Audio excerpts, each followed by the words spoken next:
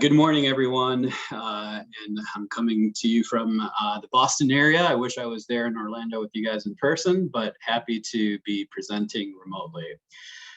So as you can see here from my title slide, I'll be presenting on barcodes and blockchain and how both of them can be used to leverage a more optimal supply chain. Let me just click there. So, I think everyone is probably more than aware, more than plugged into, the landscape when it comes to clinical trials, right? We've seen a boom in the number of, biotechs and pharma companies that have increased over the past few years, and a corresponding amount of clinical trials. Especially in the past couple of years, we know how complicated and complex the system is looking with respect to the entire system and specifically supply chain.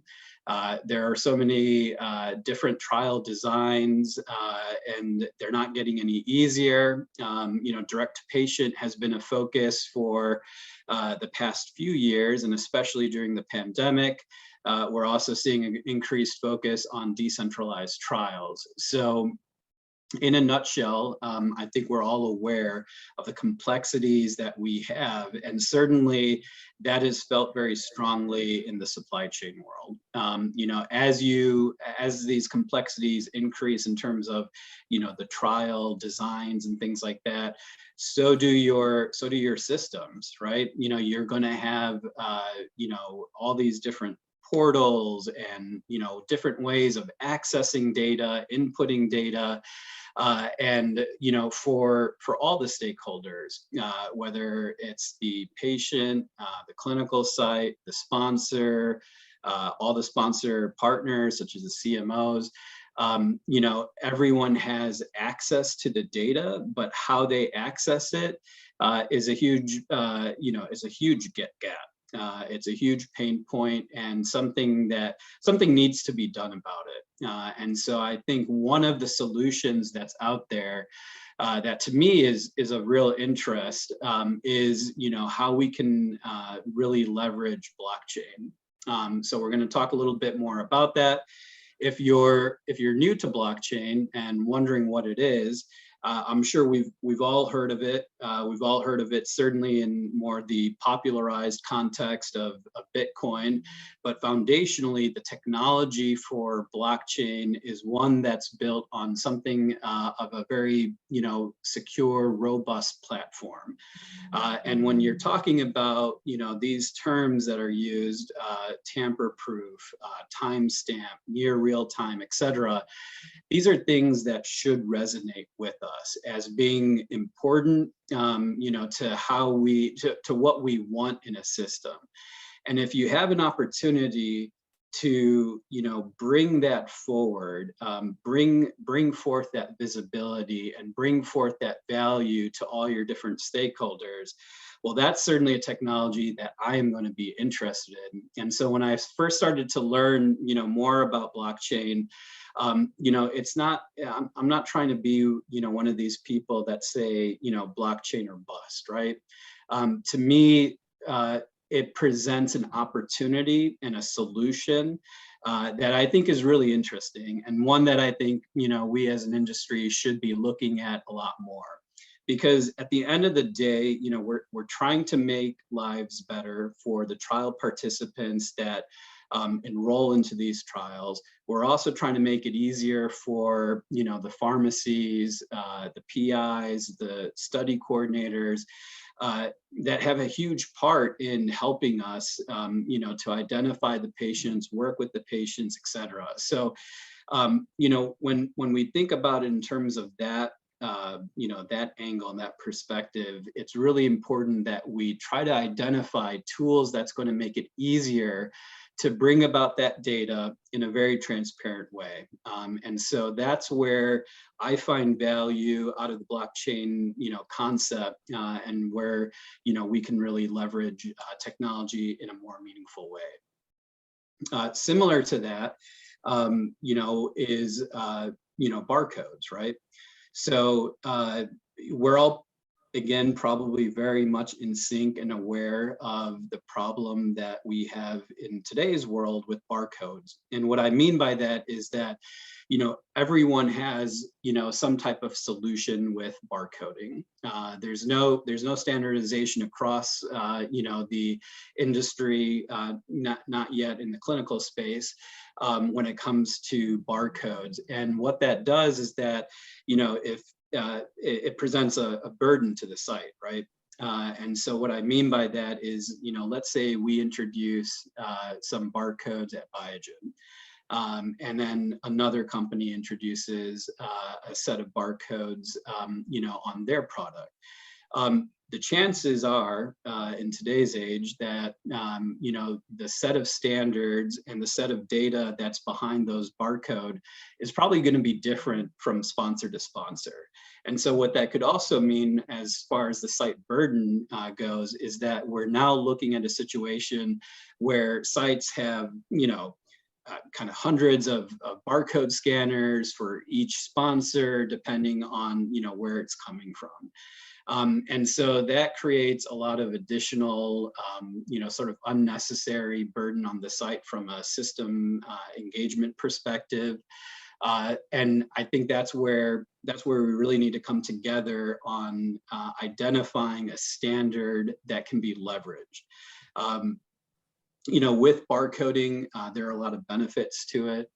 So it's just sort of seamless in terms of, certainly from an inventory management perspective, what you want to send to a site, how you track it, what the site is able to ultimately confirm that, yep, this is the product that Biogen sent me from this warehouse, and now I'm handing it over to this patient. You want that to be done in a secure way, just from, whether it's a supply chain security perspective, whether it's certainly, getting the right treatment to the right patient perspective. There are a lot of drivers as to, why barcodes in particular, contribute to and offer a really good solution to making sure that end-to-end visibility is robust. And so again, I think the industry, and not to say that we haven't taken steps, but I think we really need to, look at the GS1 standards, which are used, practically in every other industry out there, even on the commercial side of what we do in life sciences and pharma. It's already being rolled out there as a requirement. So now that needs to translate into the clinical environment. One, it ensures consistency between the clinical and commercial worlds, and two, bringing about that standardization and barcoding will reduce that burden to the site. So there are initiatives taking place, with bringing about GS1 standards into clinical. Some companies are taking those initial steps towards adopting that. So I think that that's something we need to all sort of rally behind and really get our, feet wet with exploring that. So hopefully that makes sense in terms of the connection of, barcodes offering that, that point-to-point clarity of where your supply is, and why if it's built on a blockchain platform, it can add some value. So I'm going to speak a little bit here about the clinical supply blockchain working group. This was started back in 2017. Actually, Pfizer had sort of invited a lot of people to their Cambridge campus to talk about blockchain in general. What is it and how can it be leveraged? And from that, sort of effort, one of the topmost things that came about was that, clearly there is a space for blockchain in supply chain.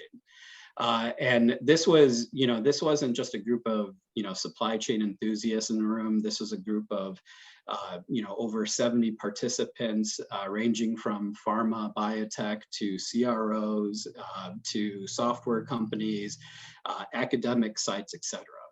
In partnership with one of my colleagues at Pfizer, Chad Sklodowski, we kind of brought forward this working group and expanded it to other people in the industry, other sponsors, CRO, CMOs. You can kind of see at the bottom of the screen here a list of the participants. And we started to really ask ourselves, okay, what are we going to do? We created this charter about, let's envision an Amazon-like experience where we can really, customize the solution to the individual, to the patient, and give that, again, that Amazon-like experience. And maybe your experiences these days with Amazon is a little bit different just because of the supply chain issues, but I think you get my point. So as we developed that charter, we had the fortune of having UCLA involved there to kind of present it from the site perspective. And one of the things that they really brought to our attention is they kind of said, look, what we struggle with is just understanding what is coming to us on a given day, and from which sponsor, when is it coming? So it was kind of focusing on that last mile of, after manufacturing and, pack label, distribute, really at the point of distribution, getting clarity for the site as to what was coming in and from who. And so to us, we kind of like, well, that's great. That is a perfect example of how blockchain could be, very useful, where we're all contributing to, the blockchain platform. So, your Pfizers, your GSKs, Mercks, et cetera, can all send data to one platform, which is the KitChain platform. And, you can then see that information. And obviously there were certain permissions in place. So it's not to say that I could see Pfizer data or GSK data, but the important thing was that UCLA was able to see all that data from the sponsors that, that they partner up with. And so that's really where the value came. And we created this KitChain proof of concept that is focusing on this app that's able to scan, product when it arrives at the site, and you're able to get that verification also when dispensing it to the patients. So, let's talk a little bit about, kind of the data and how that plays into it. This is just an example. There's probably different iterations just depending on your organization and how you, how you manage it. But the black arrows here kind of signify the actual product that's being physically shipped. And all the green arrows just kind of indicate, where data is coming, coming and going. And really, this is a snapshot. I remember when we put this together, I looked at this 100 different times, and I'm like, well, there's also, scenario A and scenario B, where, the green line goes all over the place. It just became a mess. It became this complicated web. And so, again, it's not reflective of every clinical trial scenario. But I think the important thing here is that we know that there are a lot of different ways that data gets communicated. Some of this data may not even be well integrated to other systems. And so again, it sort of builds that, that use case of saying, okay, well, what can we do to bring it all together? So hopefully, again, that resonates. What I want to talk about is a partnership that we had at Biogen with IQVIA and Ledger Domain to really take this chain proof of concept and use it in an actual trial. At Biogen, we identified a phase 1 healthy volunteer study that had 2 sites. These 2 sites, we sent basically 160 kits to each of the 2 sites there. And what we did is, we used the KitChain app to actually scan them in, scan all the product to verify that, okay, it's all been received. This is the product that it was indeed set by Biogen. And we did all this in parallel of the study. So for us, we were just trying to prove that, okay, is this a viable solution? What was really important is that, I think oftentimes, certainly I can speak from my perspective, being on the sponsor side, oftentimes you get tunnel vision and you come up with this, great idea or this great solution. You're like, yes, this absolutely is going to work. It's perfect. And you build a lot of momentum. What we sometimes forget is, okay, well, that engagement with the site, do they actually think this is a great idea? And so I think that was one of the greatest, sort of benefits and the best engagement that we got, where the pharmacists were super engaged in this entire pilot. They gave direct feedback about, how this would be worthwhile to them. And that for us kind of cemented that, okay, this is something that we need to continue to look into. So I'm going to get into, this is sort of a visual, the next couple of slides here of how the app looks like. We'll actually get into a little bit more of that in an audio clip here, kind of walking you through some of the things that we did. These were just the two sites that participated, where they were located. And this is the actual kit and the inventory that we sent to the sites. So you can see the kit number there. What follows next is a little bit of a video kind of walking you through some of the next steps and some of the, how we visualized, this data as well too. So let me go ahead and get you guys there. Let's watch together as the 160 kits at each site are scanned in a batch quickly, with the app showing how we can track kits that are administered or flagged as possibly being out of spec. Meanwhile, all this data gets fed into the leadership dashboard in real time. As you can see, the study has its own dashboard summarizing the study status, shipment status, verification status, overall inventory picture, and any kits needing review. Here's how we envision the app working seamlessly by leveraging standardized barcodes, which can serve as a foundational building block for tracking kits, reducing site burden, and eliminating errors. Right now, you're seeing the Miami and Anaheim apps simultaneously feeding the dashboard side by side in real time. So you can see this is pretty, pretty exciting, right? To kind of get this level of information. You can see how both, the use of barcodes is directly feeding into the blockchain platform, and how we're able to see that information real time. This view that you're seeing is very much geared towards, the sponsor, where we're able to see that information at sort of a dashboard level, with a lot of really important information right here at our fingertips. I know that a lot of this information exists in other systems, IRT systems, our CMO systems. But again, that kind of goes back to some of my initial points about, well, what is really the best system to look at? And so this is where I get excited about, seeing things kind of, come together in a very smooth and transparent way. There's another kind of screenshot here that shows you a little behind the scenes in terms of, additional functionality, where this can translate into, the actual trial participant dispensation of the drug. So you could see here that there's controls that are allowed about, okay, well, only these kits are available for dispensation.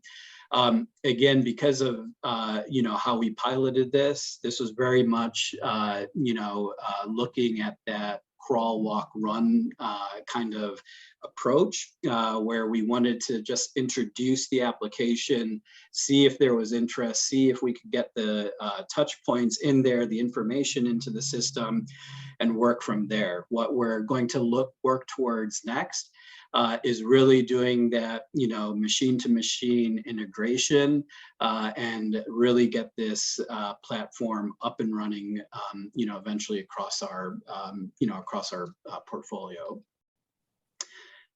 So that's it from the presentation. Hopefully we're okay on time, and I'm left a little bit of time for Q&A.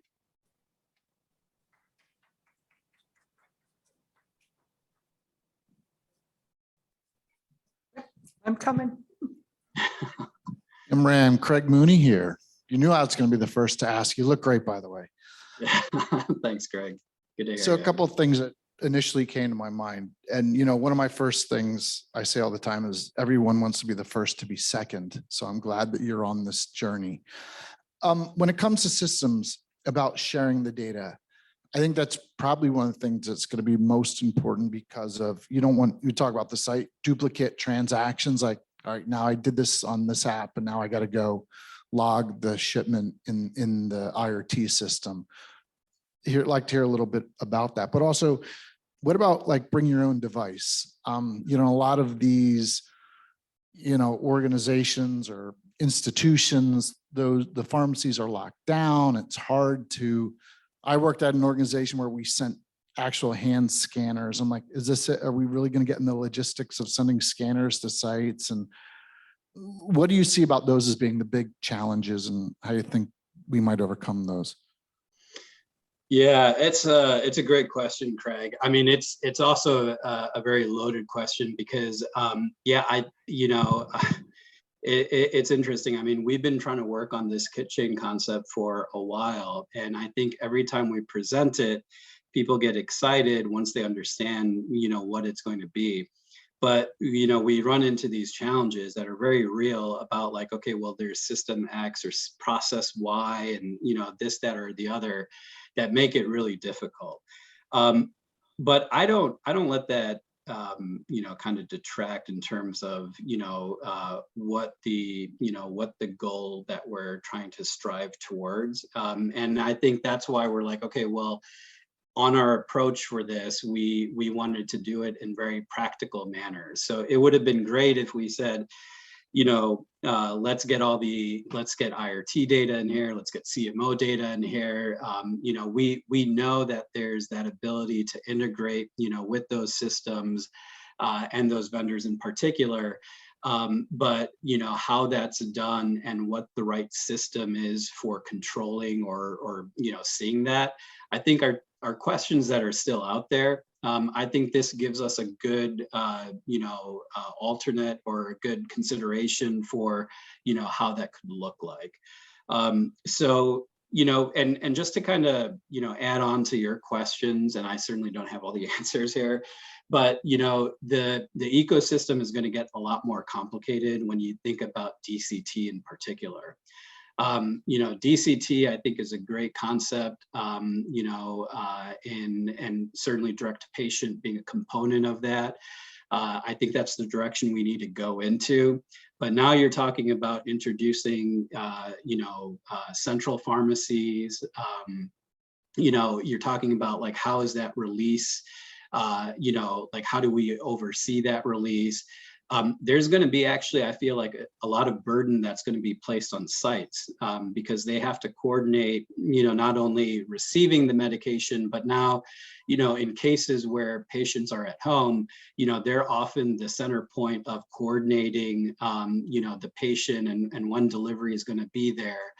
So to me, when I take a step back, I was having a conversation with some of, Craig, you'd recognize some of our colleagues from your prior position, where we talked about this. And, that's where I kind of chimed in and said, look, a solution like kit chain is needed, for these type of complex environments that we're navigating, because how are we going to be able to see all this information, and in which system?